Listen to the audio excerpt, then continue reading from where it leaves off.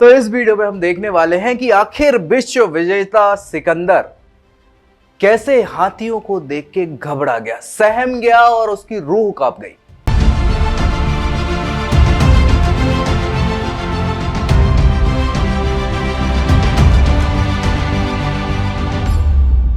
इस वीडियो में इस जानने के लिए बने रहिए आखिरी तक और मैं आपको बताऊंगा। बात करने वाला हूं मैं सिकंदर की। सिकंदर महान आप जानते होंगे बहुत अच्छे से, सबने नाम भी सुना होगा। हाथियों को देख के सहम गए, घबरा गए और ऐसे भागे कि पता नहीं क्या देख लिया उन्होंने। मैं आपको कहानी बताता हूं। किस्सा जो है वो है 325 और कई जगहों पे 326 बीसी का। ठीक है, बिफोर क्राइस्ट की बात चल रही है। युद्ध हुआ था, आपने नाम सुना होगा, सिकंदर और पोरस के बीच में, है ना। हाइड स्पीच का युद्ध कहा जाता है इसको, झेलम नदी का युद्ध भी कहा जाता है। सुना है कि नहीं आपने? तो मैं आपको पूरी कहानी बताता हूं, बने रहिए मेरे साथ। बात है उस समय की जब भारत में चल रहा था नंद वंश का शासन।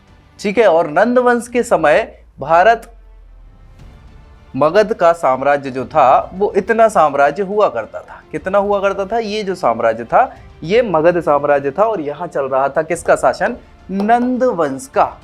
लेकिन ये जो पाकिस्तान वाला प्रदेश था, इसमें एक तो नाम आपने सुना होगा सिंध प्रदेश का, ये सिंध वाला हिस्सा है, पंजाब वाला ये हिस्सा है। तो यहाँ पे मामा भांजा शासन कर रहे थे। कौन? मामा और भांजा। मामा भांजा मतलब नाम नहीं है, मामा भांजा रिलेशन है। भांजे का नाम है पोरस। भांजे पोरस या पुरु का नाम आपने सुना होगा। और मामा का नाम है आम्भी। क्या नाम है? आम्भी। कई जगहों पे आम्भी भी मिलता है। ये सिंध के राजा थे, ये पंजाब के राजा थे पोरस। और भैया यहां से आ रही थी सेना किसकी? सिकंदर की। सिकंदर, वही विजेता सिकंदर जिसने विश्व को जीतने की चाह रखी। हालांकि जीत तो नहीं पाए, लेकिन फिर भी ये आए भैया। और इनने जब सिंध से प्रवेश किया तो आम्भी ने तो इनका सत्कार किया, स्वागत किया कि आइए पधारिए सिकंदर महाराज जी। क्योंकि वो जानते थे कि भाई अपन लड़ेंगे कुट जाएंगे, क्योंकि इतने लोगों को हराते हुए आ रहा, अपन कौन से खेत की मूली है।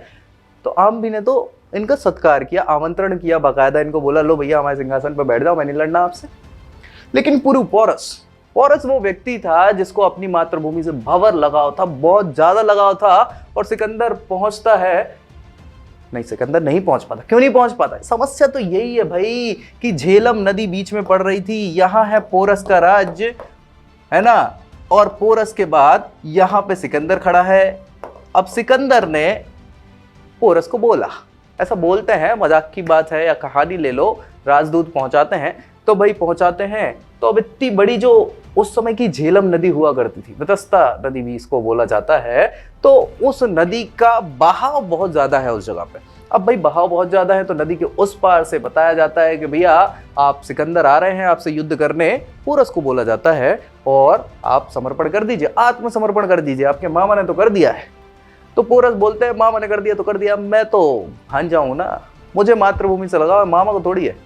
हालांकि उनकी राजनीति अलग थी, ठीक है, वो किसी और विचार से ऐसा कुछ किए थे, बताऊंगा वो भी आपको। अब भैया पोरस से बोलते हैं सिकंदर की भाई देख मान जा, आत्मसमर्पण कर दे, नहीं तो हार तो जाएगा ही तू।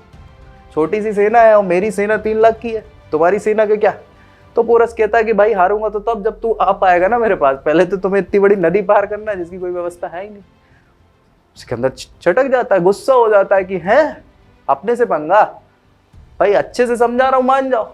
पोरस कहता है नहीं मान रहा, जाओ क्या करोगे, आ जाओ लड़ लो, ज्यादा से ज्यादा होगा क्या, युद्ध ही होगा ना, लड़ूंगा मैं, नहीं मानूंगा अब तो और नहीं हार मानूंगा। तो भाई ये तो बेइज्जती पहले ही कर दी सिकंदर की। अब सिकंदर सोच रहा है कि भाई किस बेसिस पे ये व्यक्ति इतना चिल्ला के बोल रहा है, बौखला के बोल रहा है कि भाई तुम आ जाओ, पहले आने में तुम्हें समस्या है और फिर आ भी जाओगे तब जीतोगे ना। तो भाई वो पहुंचे आम्भी के पास, उन्होंने बोला कि भाई इसको समस्या क्या है इस व्यक्ति की, क्यों ये इतना बहादुर है भी कि ये दिखाई रहा है बस केवल। आम्भी ने कहा देखो है तो बहादुर वो व्यक्ति, ऐसी कोई बात है नहीं, तो क्या किया जाए। तो भाई उनने आम्भी ने बताया कि कहीं कहीं से कुछ दर्रा रहा होगा, जगह होगी।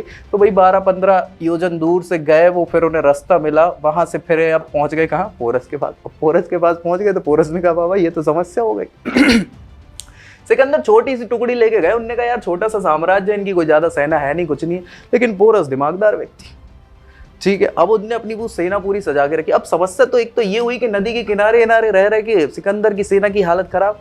क्यों भाई, एक तो पहली बार भारत में आके मच्छर देख रहे हैं, उधर यूरोप से आ रहा व्यक्ति, उसको यूरोप में मच्छर थोड़े होते थे, सर्दी वाली जगह है, सर्दियों में अपने आप ही मच्छर कम होता है। तो भाई एक तो रात को सोए तो फिर संगीत बजे।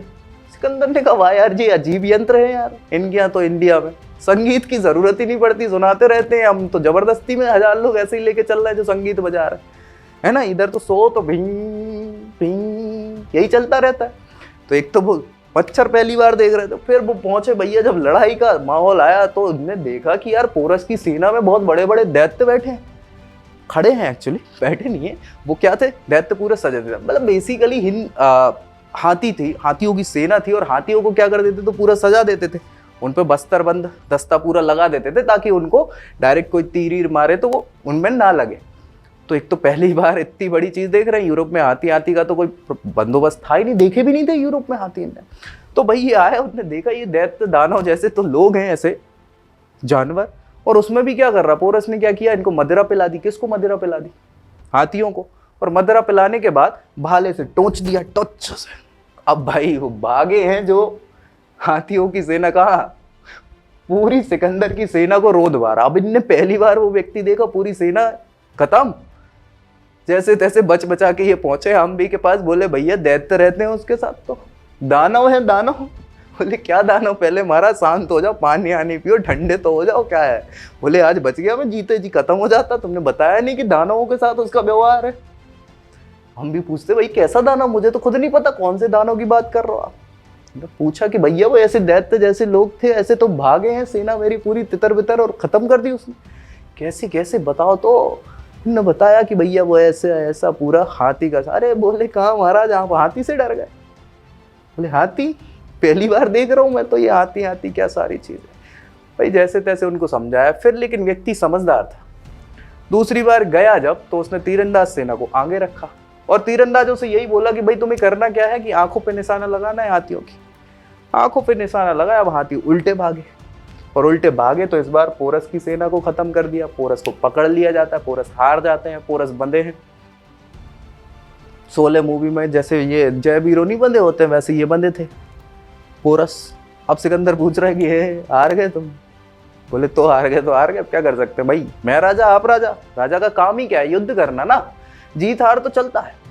आप जीत गए अच्छी बात है, पिछले में मैं भी तो जीता था, तब नहीं बोला। तो जीत हार तो उद्देश्य, कोई ना कोई जीतेगा कोई हारेगा, लेकिन राजा का काम है युद्ध करने का, और युद्ध मैंने किया। हम भी जैसा तो नहीं हूं कि मैंने युद्ध ही नहीं किया, बिना लड़े ही अस्त्र त्याग दिए और हार मान ली। मुझे पता था कि आपकी सेना बड़ी है और मैं हार जाऊंगा, फिर भी मातृभूमि के लिए लड़ना मेरा कर्तव्य बनता है, एक राजा का धर्म है लड़ना। तो सिकंदर इसकी बात सुन के इतना खुश हो जाता है, वो कहता है भाई एक बार और फिर से बोलो ये ज्ञान, 2 रुपए का और एक्स्ट्रा कर दो। इतना अच्छा प्रभावित किया कि बाद में सिकंदर इनसे खुश हो जाते हैं और जाओ बोलते हैं जाओ जी लो अपनी जिंदगी, फिर से राजा उनको बना देते हैं उसी साम्राज्य का, और फिर वो आगे बढ़ जाते हैं। इससे आम्बी को बड़ी समस्या हो जाती, क्योंकि आम्बी चाहता ये था, ये आम्बी पोरस को नहीं जीत सकता था। तो इसने सोचा कि हम सिकंदर के साथ मिल जाते हैं, कल को ये लड़ेगा तो ही पोरस को मार देगा, फिर इसका साम्राज्य भी मुझे मिल जाएगा। लेकिन ऐसा हुआ नहीं, तो आम्बी के विद्रोह हुआ, फिर बाद में आम्बी के साथ लड़ाई झगड़ा, वो बात की बात है। लेकिन आपको जो मैं बताना चाह रहा था वो यही था कि कैसे हाथियों को देख के इनकी दम निकल गए सिकंदर के। पहली बार दैत्य जानवर देखा और ऐसी हालत हो गई इनकी। ठीक है, तो ऐसे ही रोचक जानकारी के साथ बने रहिए मेरे साथ इस चैनल पे। नेक्स्ट वीडियो में मिलेंगे, तब तक के लिए जय हिंद।